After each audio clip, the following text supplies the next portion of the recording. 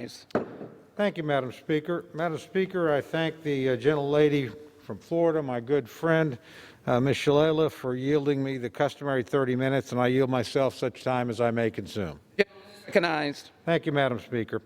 We're here today, Madam Speaker, to consider a rule that provides for consideration of a package of items that are of great importance to the country.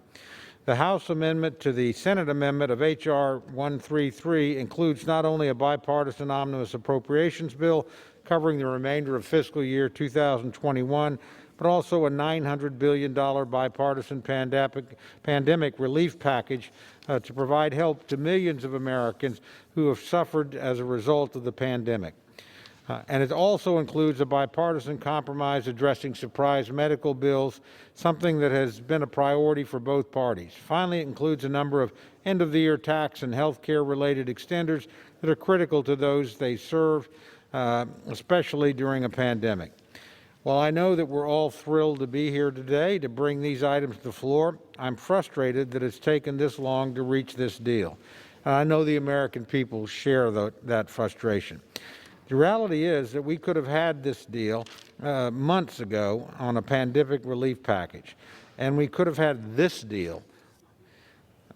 Individual components could have been passed across the floor in July of this year. Instead, Americans were left to suffer. All the while, jobs were being lost and businesses being closed. All the while, small businesses across the country were forced to make difficult decisions about which employees to keep and which staff to let go. All the while, a deal was available here in Congress that could have extended unemployment insurance and extended the Paycheck Protection Program, a program which Democrats in the House rejected extending 41 times. These two key backstops could have helped millions of Americans. Instead, Democrats chose to play politics and chose not to take yes for an answer.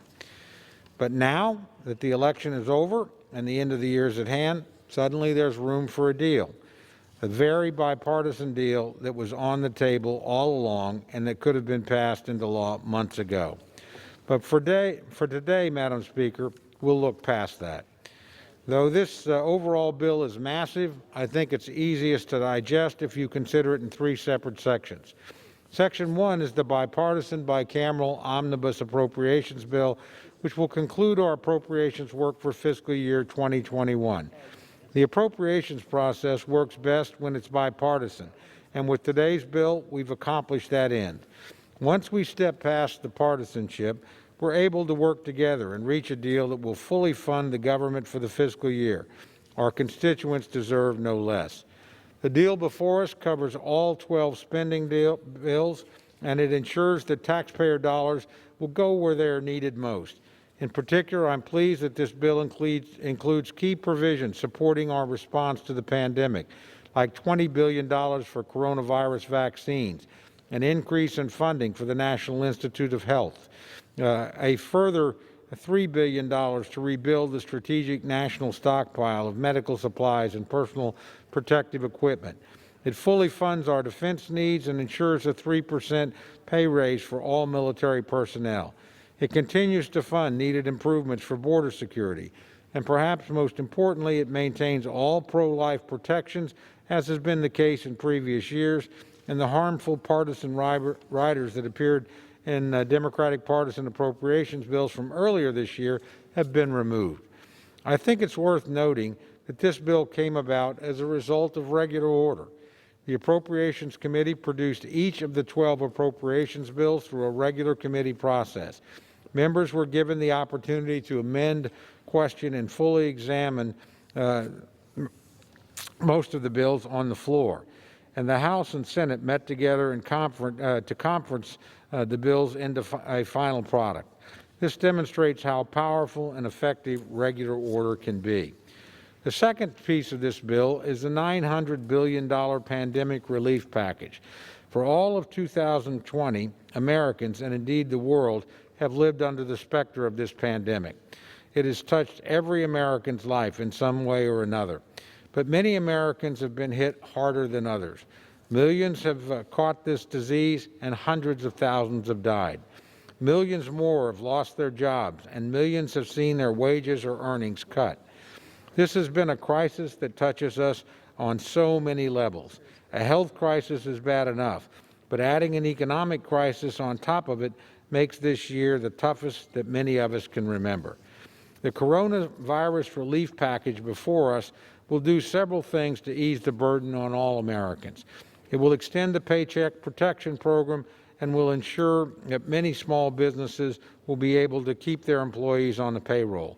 It will extend expanded unemployment insurance, thus providing more funds to unemployed workers to help make them closer to whole. And it will provide economic impact payments of $600 to almost every American except those with high incomes. Though I expect this may not be the last Congress responds to the last time Congress responds to the COVID pandemic, I hope that in the future the Speaker will embark on a different path of resolution. A relief package like this one may not have been everything both parties wanted, but a compromise deal that provides real help to American workers is better than no deal at all, and that compromise could have and should have been reached months ago. I hope the majority will remember that going forward. The third section of today's package is a number of miscellaneous bipartisan items, including a bill intended to address the problem of surprise medical billing. This is a problem that's known far too well by many Americans. You see a doctor or you visit an emergency room and only learn after the fact that a medical professional you saw during your treatment is outside your insurance network. This can lead to wildly expensive bills for the patient who may not have had any choice in the matter. The bipartisan bill before us today will help solve this problem. It will ensure that the patients will only be responsible for covering the portion not covered by their health insurance at an in-network rates when they don't have the ability to choose an in-network doctor, like in emergency situations. Bill also will make pricing more open and transparent and will require insurers to notify patients in advance if they are going to receive out-of-network care.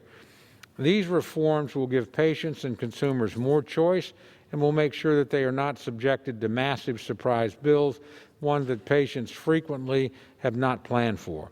I applaud my friends on the Ways and Means, Energy and Commerce, and Education and Labor Committee for coming to this important compromise, and I look forward to supporting its passage in law. Finally, Madam Speaker, I'd like to take a moment and acknowledge my very dear friend, Representative Donna Shalala, who's managing her final rule on the floor today. I've always enjoyed my interactions with my friend, and it's always been a pleasure serving with her on the Rules Committee. She's been a helpful ally when we've agreed and a worthy opponent when we have not. But much more importantly, she has always been first and foremost a public servant. She was a public servant before she arrived in Congress. I have no doubt she'll continue to be a public servant when she leaves. We've all benefited from her leadership at the Department of Health and Human Services during the Clinton years, from her many years as a leader in educational institutions, from her tireless participation on countless boards and commissions and committees, all of which were rendering important service to our country. So, my friend, we are going to miss you on the Rules Committee. This Congress is going to miss you, but I know the country is going to continue to have the benefit of your splendid service and insight. With that, Madam Speaker, I reserve the balance of my time.